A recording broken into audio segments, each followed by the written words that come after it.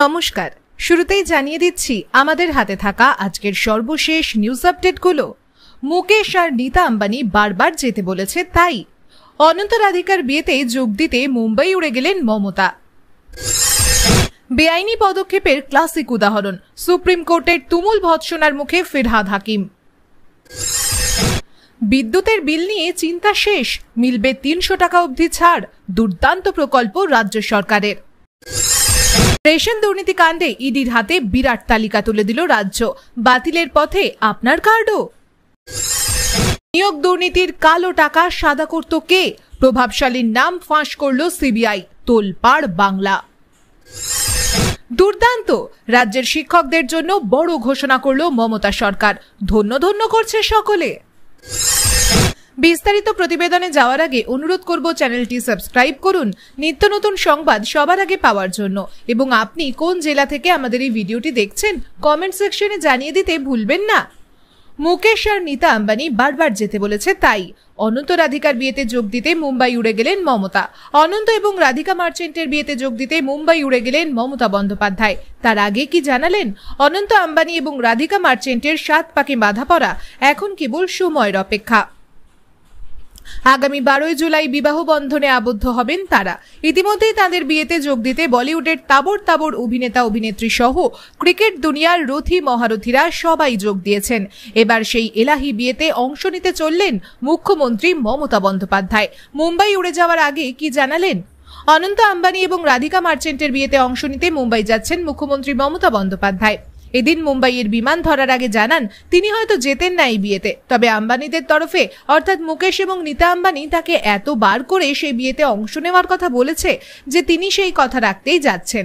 মমতা বন্দ্যোপাধ্যায় অনন্ত রাধিকার বিয়েতে অংশ নেওয়ার প্রসঙ্গে জানান, আমি হয়তো বিয়েতে যেতাম না, স্কিপ করে যেতাম, কিন্তু গোটা আম্বানি পরিবার মুকেশজি থেকে শুরু করে নীতাজি বারবার এমনভাবে বলেছেন তাই আমি সেখানে যোগ দিতে যাচ্ছি। অনন্ত আম্বানি রাধিকা মার্চেন্ট আগামী 12 জুলাই বিয়ে করবেন। আগামী শুক্রবার মুম্বাইয়ের জিও ওয়ার্ল্ড কনভেনশন সেন্টারে বসবে তাদের বিবাহ আসর। 3 দিন ধরে চলবে বিয়ে, শুভ বিবাহ দিয়ে অনুষ্ঠান শুরু হবে। এরপর 13 জুলাই হবে শুভ আশীর্বাদ অনুষ্ঠান এবং মঙ্গল উৎসব বা রিসেপশন অনুষ্ঠিত হবে 14 জুলাই। প্রিয় ভালোবাসার দর্শক, পশ্চিমবঙ্গের উন্নয়নের রূপকার কে, টিএমসি নাকি বিজেপি? আপনার মূল্যবান মতামত কমেন্ট করে জানিয়ে দিন। আরেকটি আলোচিত নিউজ হচ্ছে বেআইনি পদক্ষেপের ক্লাসিক উদাহরণ, সুপ্রিম কোর্টের তুমুল ভৎসনার মুখে ফিরহাদ হাকিম। টেন্ডার অনুমোদন করেও তা বাতিলের জেরে এবার সুপ্রিম কোর্টের ভৎসনার মুখে কলকাতার মহানাগরিক ফিরহাদ হাকিম। এদিন সর্বোচ্চ আদালতে প্রধান বিচারপতি DY চন্দ্রচূড়, বিচারপতি JB পারদিওয়ালা এবং বিচারপতি মনোজ মিশ্রের ডিভিশন বেঞ্চে এই মামলা ওঠে। সেখানেই প্রশ্নের মুখে পড়েন বাংলার পুরমন্ত্রী তথা কলকাতার মেয়র ফিরহাদ।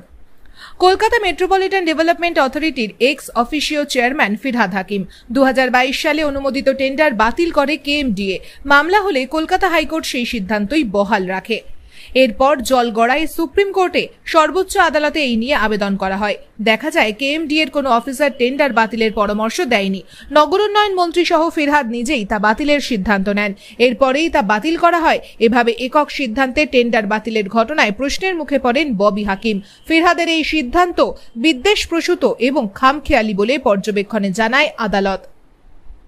শুধু তাই নয়, এদিন পুরমন্ত্রীর এহেন কর্মকাণ্ডকে বেআইনি পদক্ষেপের ক্লাসিক উদাহরণ হিসেবে উল্লেখ করেছে সুপ্রিম কোর্টের প্রধান বিচারপতি DY চন্দ্রচূড়ের ডিভিশন বেঞ্চ। প্রিয় ভালোবাসার দর্শক, এই খবরটি সম্পর্কে আপনার মূল্যবান মতামত কমেন্ট সেকশনে জানিয়ে দিতে ভুলবেন না। অন্যদিকে আরেকটি গুরুত্বপূর্ণ নিউজ হচ্ছে বিদ্যুতের বিল নিয়ে চিন্তা শেষ, মিলবে 300 টাকা অবধি ছাড়, দুর্দান্ত প্রকল্প রাজ্য সরকারের। বিদ্যুৎ ছাড়া এখন এক প্রকার অচল মানুষের জীবন। লাইট ফ্যান থেকে শুরু করে ফ্রিজ, এসি সবকিছু চালাতেই দরকার হয় বিদ্যুতের। এদিকে আবার সেই কারণে চড়চড় করে বাড়তে থাকে ইলেকট্রিক বিল। সেটা মেটাতে গিয়ে অনেক সময় হিমশিম খেয়ে যায় জনতা। তবে অনেকেই জানেন না, বিদ্যুতের বিলের সমস্যার সুরাহা করতে পশ্চিমবঙ্গ সরকারের তরফ থেকে চালু করা হয়েছে একটি দারুণ স্কিম। রাজ্য সরকারের এই প্রকল্পে উপকৃত হয়েছেন লক্ষ লক্ষ মানুষ। 2020 সাল নাগাদ পশ্চিমবঙ্গ সরকারের তরফ থেকে একটি প্রকল্প চালু করা হয়েছিল। সেই প্রকল্পের অধীনে থাকা গ্রাহকরা 3 মাসে 75 ইউনিট অবধি বিদ্যুৎ একেবারে বিনামূল্যে পেয়ে থাকেন, অর্থাৎ প্রায় 300 টাকা সাশ্রয় হয় তাদের। রাজ্য সরকারের এই স্কিমের নাম হলো হাসির আলো। এই প্রকল্পের দৌলতে উপকৃত হয়েছেন এই রাজ্যের বহু মানুষ। এই প্রকল্পের সুবিধা হলো সকল উপভোক্তারা পাবেন তাদের 0.3 কিলোওয়াটের ক্ষমতা সম্পন্ন গৃহস্থালির জন্য ব্যবহৃত বিদ্যুৎ সংযোগ আছে। এই উপভোক্তারা যদি হাসির আলো প্রকল্পে আবেদন করেন তাহলে তারা প্রত্যেক মাসে 3 মাসে 75 ইউনিট অবধি বিদ্যুৎ বিনামূল্যে পাবেন। এছাড়া রাজ্য সরকারের এই স্কিমে আবেদন করতে হলে ওই গ্রাহককে কিন্তু বিপিএল তালিকাভুক্ত হতে হবে। মুখ্যমন্ত্রী মমতা বন্দ্যোপাধ্যায়ের কথা অনুযায়ী রাজ্যের আর্থিকভাবে পিছিয়ে থাকা পরিবারগুলির উপর থেকে বিদ্যুতের বিলের বোঝা কমানোর জন্য এই প্রকল্প চালু করা হয়েছে। এই প্রকল্পে কিভাবে আবেদন করতে হয় সেটাও চলুন জেনে নেওয়া যাক। এদিকে আরেকটি আলোচিত খবর হচ্ছে রেশন দুর্নীতি কাণ্ডে ইডির হাতে বিরাট তালিকা তুলে দিল রাজ্য। বাতিলের পথে আপনার কার্ডও। রেশন দুর্নীতির রহস্যভেদ করতে কোমর বেঁধে ময়দানে নেমেছে ইডি। কিছুদিন আগেই 2018 সাল থেকে 2024 অবধি কতগুলি রেশন কার্ড বাতিল হয়েছে সেই তথ্য জানতে খাদ্য দফতরে চিঠি দিয়েছিল কেন্দ্রীয় অর্থ তদন্তকারী সংস্থা। রেশন দুর্নীতির তদন্তের মাঝে এবার ভুয়ো রেশন কার্ড সংক্রান্ত গুরুত্বপূর্ণ তথ্য কেন্দ্রীয় তদন্তকারী সংস্থা ইডির কাছে পেশ করল রাজ্য সরকার।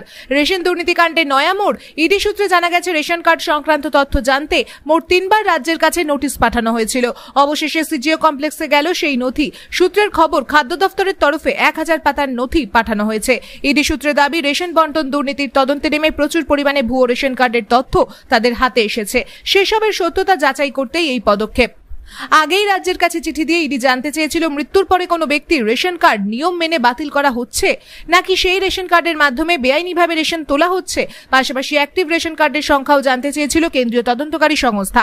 সেই প্রশ্নেরই উত্তর দিয়েছে রাজ্য। আসলে ইডি বুঝতে চাইছে বায়োমেট্রিক কার্ড চালু হওয়ার পর রাজ্যে কত পরিমাণ রেশন কার্ড বাতিল হয়েছে। বায়োমেট্রিক শুরু হওয়ার পরও ভুয়ো রেশন কার্ড দিয়ে সামগ্রী নেওয়া হতো বলে অভিযোগ এসে পৌঁছেছিল তাদের কাছে। অভিযোগ ছিল রেশনের মাল তুলে তা বেশি দামে বাজারে বিক্রি করা হতো। এইভাবেই চলতো গোটা দুর্নীতির খেলা আর কালো টাকায় পকেট ভরতো অভিযুক্তদের। এদিকে আরেকটি নিউজ হচ্ছে নিয়োগ দুর্নীতির কালো টাকা সাদা করত কে? প্রভাবশালীর নাম ফাঁস করল সিবিআই। তোলপাড় বাংলা। নিয়োগ দুর্নীতি মামলায় প্রত্যেক সপ্তাহেই কোনো না কোনো তথ্য সামনে আসছে। এবার যেমন পুরো নিয়োগ দুর্নীতির মূল হোতা অয়নশীলের নতুন কীর্তি ফাঁস করল সিবিআই। কিভাবে কয়েক কোটি কালো টাকা সাদা করছেন তিনি সেটাই এবার আদালতের নথি দিয়ে জানালো কেন্দ্রীয় এজেন্সি। নিয়োগ দুর্নীতি কাণ্ডে চাঞ্চল্যকর তথ্য ফাঁস। আলিপুর সিবিআই আদালতে সম্প্রতি পুরো নিয়োগ দুর্নীতির চার্জশিট জমা দিয়েছে সিবিআই। সেই সঙ্গেই বেশ কিছু নথিও জমা দেওয়া হয়েছে। অয়ন কিভাবে নিজের কোম্পানির কর্মচারীদের নামে ব্যাংক অ্যাকাউন্ট খুলে কালো টাকা সাদা করেছেন সেই বিষয়ে ওখানে তুলে ধরা হয়েছে বলে খবর। একজন তদন্তকারী অফিসার বলেন অয়নের কোম্পানি এবিএস এনফোর্সমেন্টে কর্মরত বেশ কয়েকজন ব্যক্তির নামে সল্টলেক সেক্টর 3 অঞ্চলের এক বেসরকারি ব্যাংকে অ্যাকাউন্ট খোলা হয়। এই বিষয়ে তপন গড়াই নামে অয়নের সংস্থার একজন কর্মী জানিয়েছেন বলে সিবিআই সূত্রে খবর। তপন নিজের লিখিত বয়ানে জানিয়েছেন সল্টলেক সেক্টর 3 অঞ্চলে একটি বেসরকারি ব্যাংকে তার নামে অ্যাকাউন্ট খোলা হয়। অ্যাকাউন্ট তার নামে হলেও তার সকল নথি, এটিএম কার্ড, পাসবই, চেকবুক সবই থাকতো অয়নের কাছে। প্রয়োজন অনুযায়ী ওই কর্মীকে দিয়ে চেকে সই করিয়ে নেওয়া হতো। জানা যাচ্ছে 2016 সালের পর থেকে ওই অ্যাকাউন্ট 16-17 লাখ টাকা জমা করা হয়েছে এবং তা তুলেও নেওয়া হয়েছে। তদন্তকারীদের দাবি শুধুমাত্র অফিসের কর্মচারীরাই নন, অয়নের পরিবারের লোকজন এবং ঘনিষ্ঠদের নামেও এমন ব্যাংক অ্যাকাউন্ট খোলা হয়েছিল। ঘুরপথে অযোগ্য প্রার্থীদের থেকে নানান মিডলম্যান এবং এজেন্টদের মারফত যে টাকাগুলো আসতো সেগুলো এই অ্যাকাউন্টগুলিতে জমা করা হতো। পরবর্তীতে আবার তা তুলেও নেওয়া হতো। অবাক করা বিষয় হলো অয়নের সংস্থার কর্মীদের মাসিক বেতন 12,000 থেকে 15,000 টাকার মধ্যে। সেখানে তাদের অ্যাকাউন্টে লক্ষাধিক টাকার লেনদেন হতো। অন্যদিকে আরেকটি খবর হচ্ছে দুর্দান্ত। রাজ্যের শিক্ষকদের জন্য বড় ঘোষণা করলো মমতা সরকার। ধন্য ধন্য করছে সকলে। বকেয়া দিয়ে নিয়ে গত 1.5 বছর ধরে আন্দোলন চালাচ্ছেন রাজ্যের সরকারি কর্মীদের একাংশ। এরই মাঝে এবার শিক্ষক বা শিক্ষাকর্মীদের বকেয়া টাকা নিয়ে বড় সুখবর দিল পশ্চিমবঙ্গ সরকার। এখন থেকে আরো জলদি বকেয়া আসবে পকেটে। কিন্তু কিভাবে জানতে হলে ঝটপট পড়ে ফেলুন গোটা প্রতিবেদনটি। জানিয়ে রাখি, সম্প্রতি বেতনের পোর্টালে নয়া সংযোজন এনেছে শিক্ষা দফতর। এবার থেকে অনলাইন মাধ্যমে শিক্ষক এবং শিক্ষাকর্মীদের বকেয়া টাকা দেওয়া হবে বলে জানানো হচ্ছে, যার দরুন আরো জলদি পকেটে আসবে বকেয়া।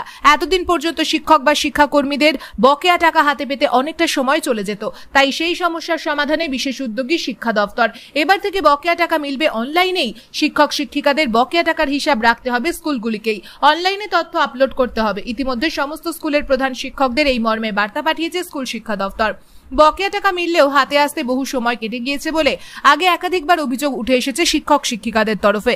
এমনকি নিজেদের প্রাপ্য টাকা পেতে বিকাশ ভবন বা শিক্ষা আধিকারিকদের কাছেও ধর্ণা দিতে হয়েছে তাদের। এবার থেকে সেই জমানার ইতি। প্রসঙ্গত বকেয়া ডিএ ইস্যুতে প্রায় 1.5 বছর ধরে ধর্ণা চালাচ্ছেন রাজ্য সরকারি কর্মীদের একাংশ।